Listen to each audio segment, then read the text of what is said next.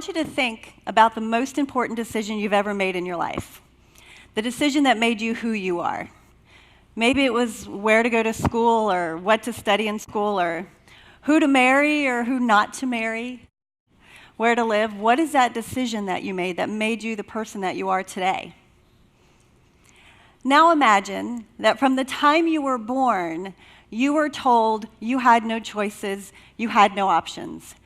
You will not have a job, you will not have friends, you will forever stay in your parents' home and never have your own home.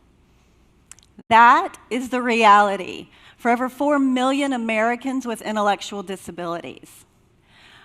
From the time they are born, they are told, you don't have a choice. You will not have a life. So what happens to them? They end up stuck on their parents' couch doing nothing for their entire lives. Now, maybe sitting on the couch would be fun for a day or two, but not year after year after year. Only 15% of people with intellectual disabilities have jobs. Everybody else is on the couch.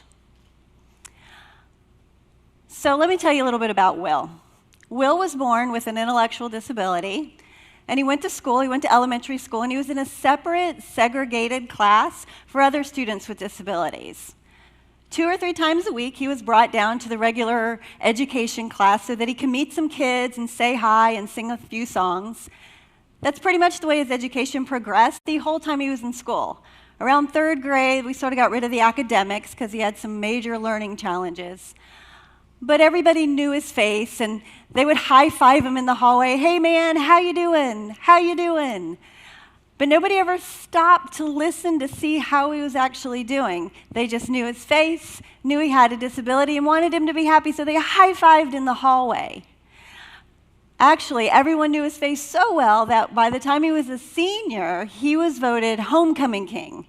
And at the homecoming football game, the news came out, and they did this whole thing about how this special guy was so loved that he was homecoming king. But when the game was over, he went home by himself. There were no friends coming over for a party. There were no text messages. There was nothing because nobody really knew him. They just knew that he had a disability and gave him a good high five. So when Will graduated from high school, he did what most people with intellectual disabilities do. He went home and he sat on the couch year after year after year. But then something happened. In 2008, the Higher Education Opportunity Act was passed. With this act, people with intellectual disabilities were given the option to go to the place where everybody else in America goes after high school to figure out who they are and what they want to do. This act gives people with intellectual disabilities the option of going to college. Now, there's over 200 post-secondary college programs for students with intellectual disabilities. When I say intellectual disability, I mean people whose IQs are below 70, and they really struggle in learning academics, they struggle learning those activities of daily living, and they struggle with social skills. So now they have the opportunity to go to college and receive an education in all of these areas. So there's now 200 programs across the country. There's a clearinghouse called thinkcollege.net where people can go and get information about these programs, but every program is very, very different. I'm going to tell you about the one Will went to. So there's 4 parts to this education. It's college, so obviously we're going to have some academics. Students with intellectual disabilities have the opportunity to go to traditional classes with traditional college students. Not everybody in the room knows they have a disability, but they have the opportunity to learn. And they can't learn at all because of their disability, but maybe they can learn 20% or 40%. But that's 20 or 40% more than they got sitting on the couch doing nothing. And not only do they have the opportunity to learn content, they have the opportunity to learn all that other stuff you learn by going to college, how to be responsible, how to have follow-through, how to participate and be responsible for your own learning. In addition to an education in academics, these programs also provide an education in independent living. Part of that definition of intellectual disability includes really struggling with learning the activities of daily living. So by having the opportunity to go to college and live in a dorm and live independently while receiving an education, students have the opportunity to learn all of that stuff that everybody else can just sort of figure out, but because of their disability, these students can't. Living in the dorms, they can make mistakes while they have support to learn from those mistakes. And they can learn how to do laundry and manage time and how you make it through a day from start to finish, how you get from here to there, how you plan out your day.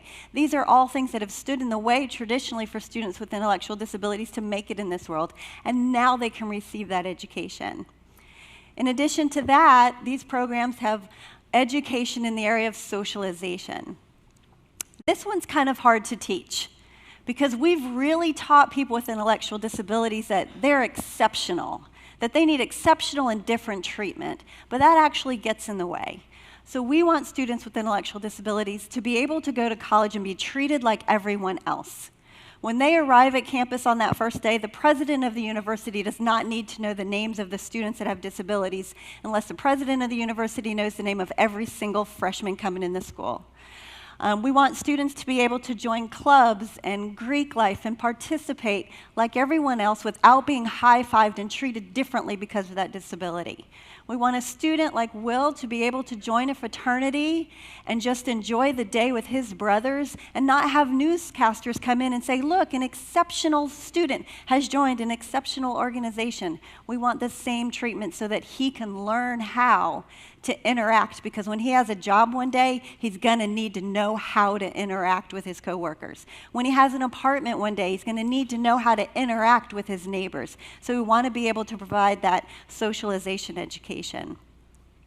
The last area is career development. Remember, I told you only 15% of people with intellectual disabilities have jobs. But through an education, we can actually take that statistic of 15% and turn it on its head so that 85% of people with intellectual disabilities have employment. We do that by letting students participate in internships. Generally, students with intellectual disabilities have very limited experiences, so they have no idea what they want to do for a job. So they have the opportunity to be in an internship each semester during the 4 years that they're in college and try things out. Figure out what they like, figure out what they don't like, figure out what they're good at and what they're not so good at, so that they're on a path for real jobs, real employment. And that will give them the opportunity to make those sort of life-changing decisions that you had the opportunity to make those sort of decisions that made you who you are. We want students with intellectual disabilities to be able to make those sorts of decisions too. So that's what Will did. Will went to college, he joined a fraternity, he has a group of friends that he is still in contact with to this day. About 2 years after he graduated, he sent me a picture of a painting on a wall, and I was like, nice painting, why are you sending me this? And he said, I'm 28 years old, and for the first time in my life, I can hang a picture on a wall where I want it because it's my house, it's not my parents', it's mine. So I want to leave you with two things.